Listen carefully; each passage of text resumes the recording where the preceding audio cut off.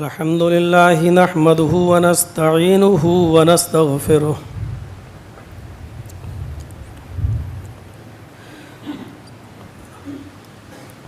ونعوذ بالله من شرور أنفسنا ومن سيئات أعمالنا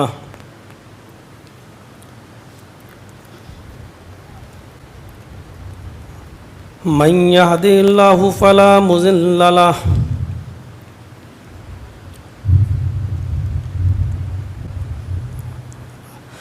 ومن يضلله فلا هادي له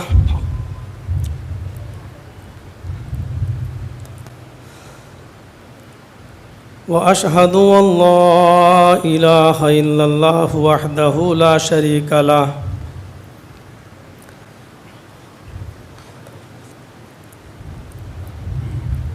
وأشهد أن محمدًا عبده ورسوله أما بعد فإن خير الحديث كتاب الله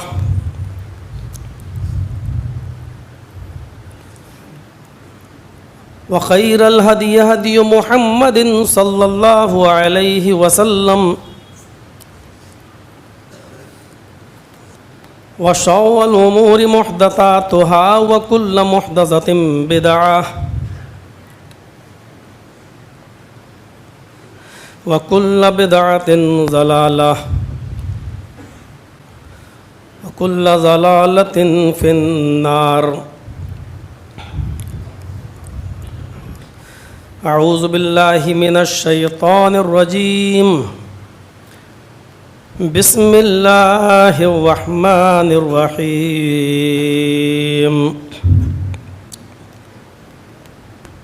يا أيها الذين آمنوا ادخلوا في السلم كافة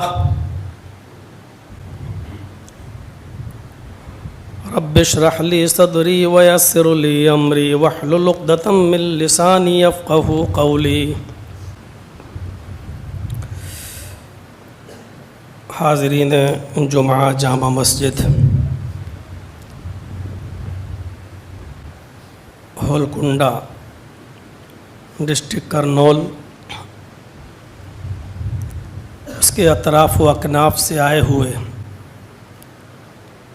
اور اس وسیع مسجد میں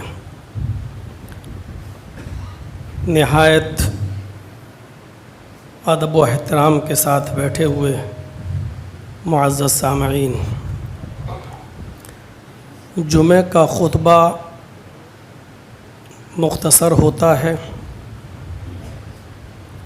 اور ہونا بھی چاہیے، کیونکہ نبی اکرم صلی اللہ علیہ وسلم کی سنت بھی یہی ہے، اور ہم جس مکتبہ فکر سے جڑے ہوئے ہیں اس کا تقاضا بھی یہ ہے کہ ہم ہر چیز میں جناب محمد رسول اللہ صلی اللہ علیہ وسلم کی سنت کو ملحوظ رکھیں۔ عقل مند اور دانش مند خطیب اس کو کہا گیا ہے۔ نبی اکرم صلی اللہ علیہ وسلم کی صحیح احادیث کے مطابق جو لوگوں کی پریشانیوں اور ان کی بہت سی چیزوں پر نظر رکھتے ہوئے جمعہ کا خطبہ مختصر دے، اس مختصر سے خطبے کے اندر جو باتیں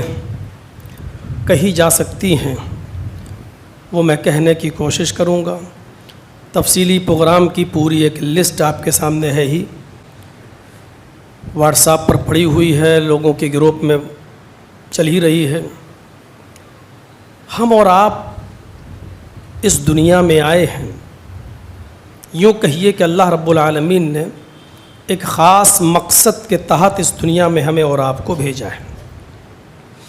قرآن کریم نے اس مقصد کو واضح کر دیا کہ وما خلقت الجن والانس الا لیعبدون،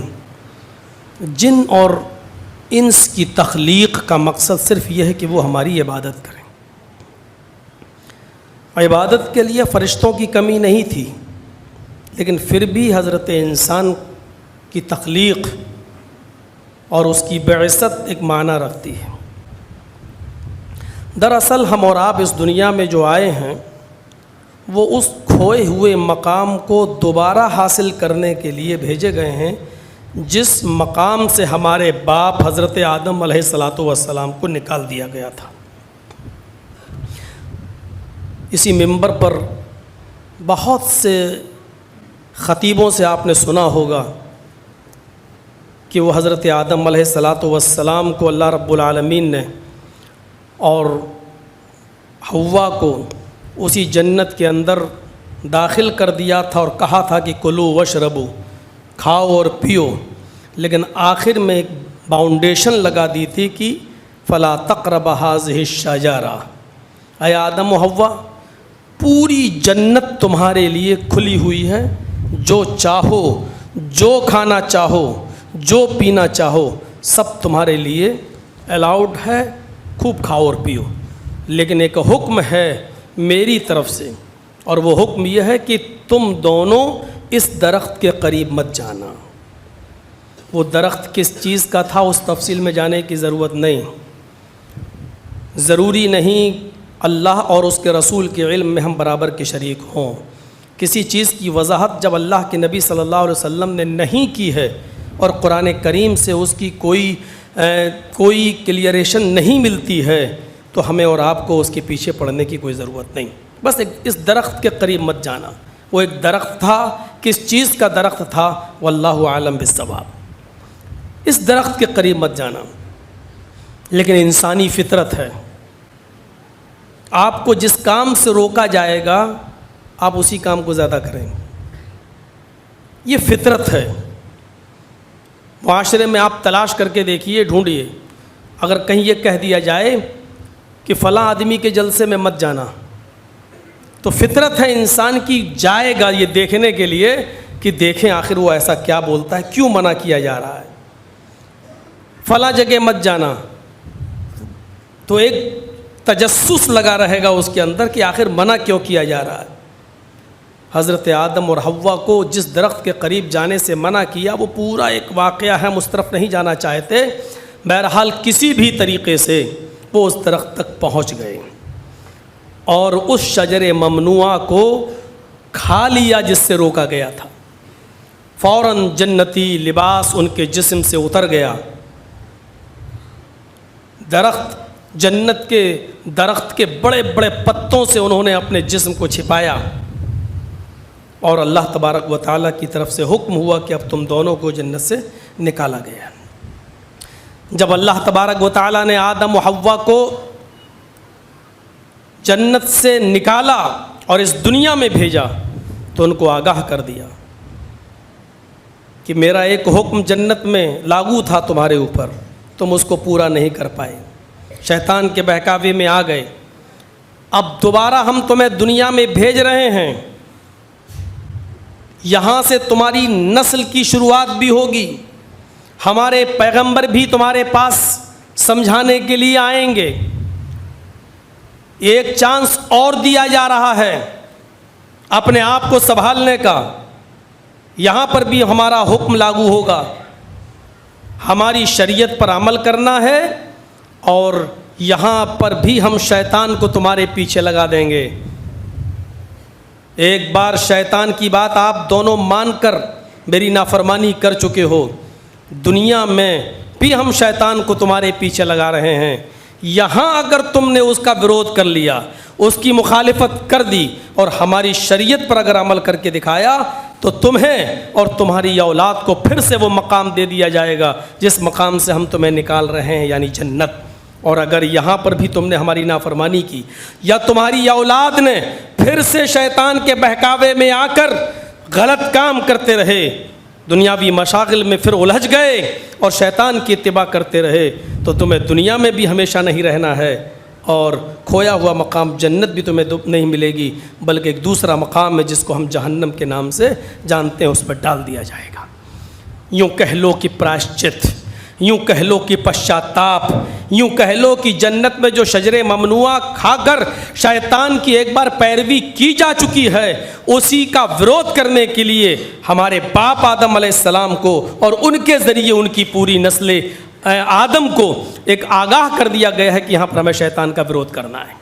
یہاں ہمیں اس کا پوری طریقے سے ورودھ کر کے اسی کھوئے ہوئے مقام کو دوبارہ حاصل کرنا ہے جس مقام سے ہم نکالے گئے۔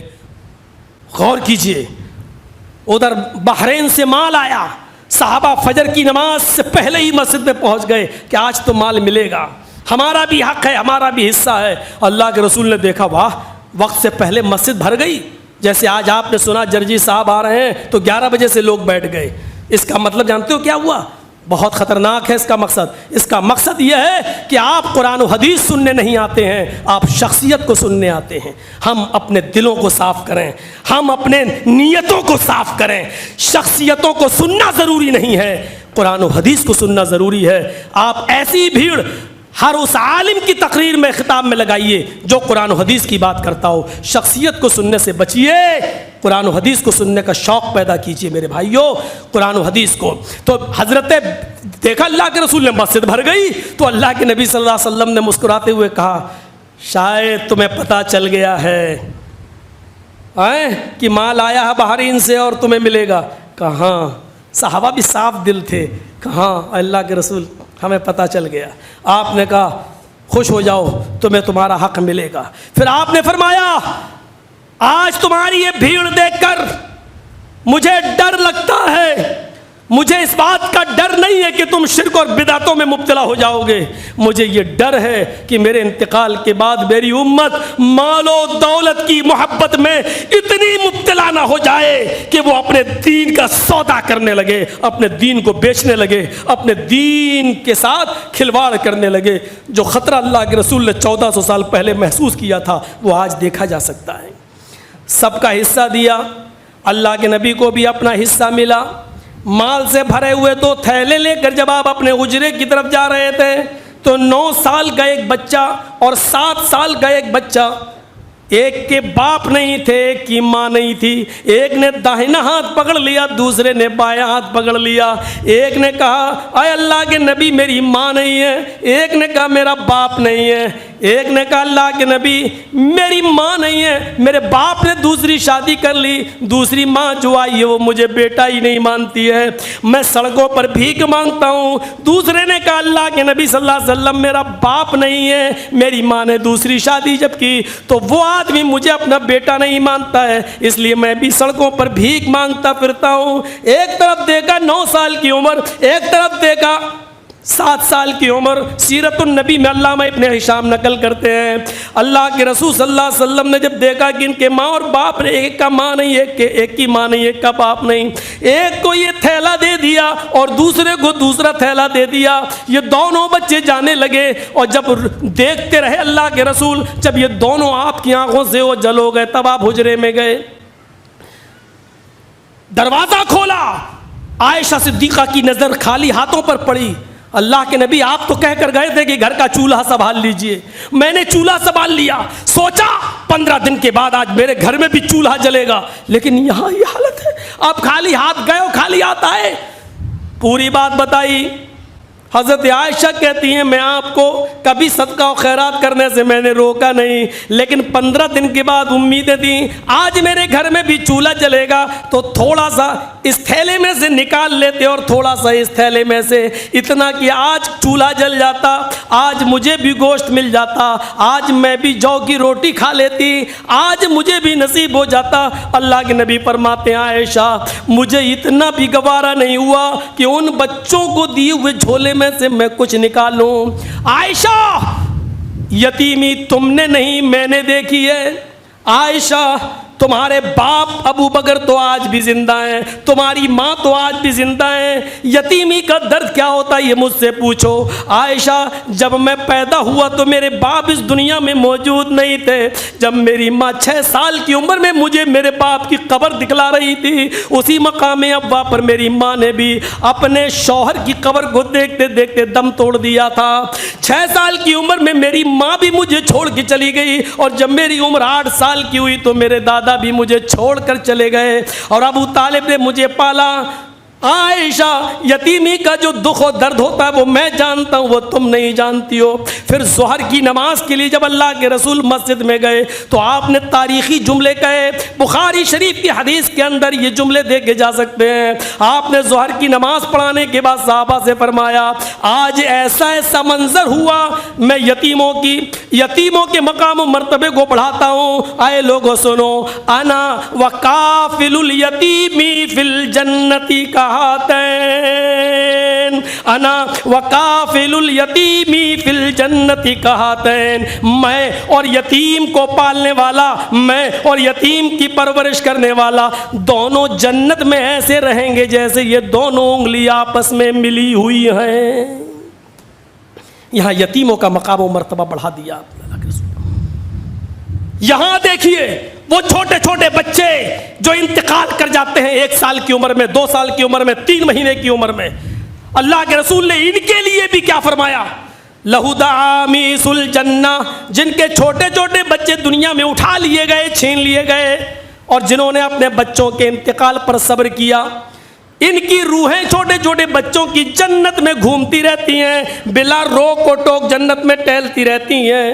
قیامت کا دن ہوگا، حساب و کتاب کے بعد جنتیوں کو جنت میں جانے کا حکم دے دیا جائے گا، جہنمیوں کو جہنم میں ڈالا جائے گا۔ جب جہنمیوں کو جہنم میں لے جایا جا رہا ہوگا تو اس میں سے کچھ ایسے لوگ بھی ہوں گے جن کے بچے صغر سنی میں، چھوٹے پن میں اٹھا لیے گئے۔ اللہ رب العالمین فرشتوں کو حکم دے گا، اے فرشتوں، ان کو جہنم میں ڈالنے سے پہلے ان کے چھوٹے چھوٹے بچے جو ہم نے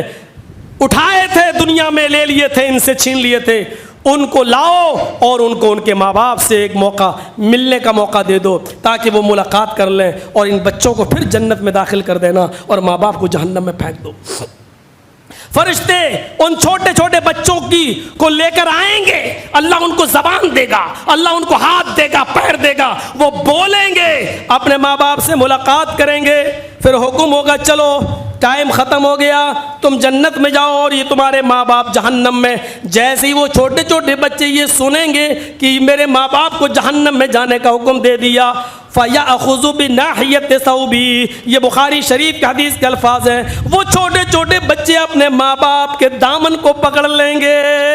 اپنے ماں باپ کے دامن کو پکڑ لیں گے اور اللہ سے عرض کریں گے اللہ یہ تیرا کیسا انصاف ہے، دنیا میں بھی تو نے مجھے میرے ماں باپ کا پیار نہیں دیا اور آخرت میں بھی تو نے مجھے میرے ماں باپ کا پیار نہیں دیا۔ اے اللہ اگر آخرت میں میرے ماں باپ کو بھی مجھ سے چھیننا تھا تو دنیا میں پھر تو نے مجھے میرے ماں باپ سے الگ کیوں کیا؟ اے اللہ یہ تیرا انصاف میری سمجھ سے بالا تر ہے، میری سمجھ میں نہیں آ رہا ہے۔ نہیں اے اللہ میرے ماں باپ کو تجھے جنت میں بھیجنا ہی ہوگا۔ فلم یاخذ، وہ اپنے ماں باپ کا دامن نہیں چھوڑیں گے یہاں تک کہ اللہ رب العالمین ان معصوم بچوں کے اصرار کو دیکھے گا تو حکم دے گا آئے فرشتوں جاؤ، میں نے ان معصوم بچوں کی فریاد کو قبول کر لیا ہے، آئے بچوں جاؤ اپنے ماں باپ کو ان کی انگلی پکڑ کر تم ان کو جنت کے اندر لے جاؤ، آج میں نے تمہاری فرمائش کو اور تمہاری فریاد کو سن لیا۔ یہ چھوٹے چھوٹے بچے اپنے ماں باپ کو جنت کے اندر لے جائیں گے، لیکن وہی ماں باپ جنہوں نے اپنے بچوں کے انتقال پر صبر کیا ہوگا اور نوحہ اور ماتم نہیں کیا ہوگا، چیخے اور چلائے نہیں ہوں گے، بلکہ یہ کہا ہوگا انا للہ و انا الیہ راجعون، اللہ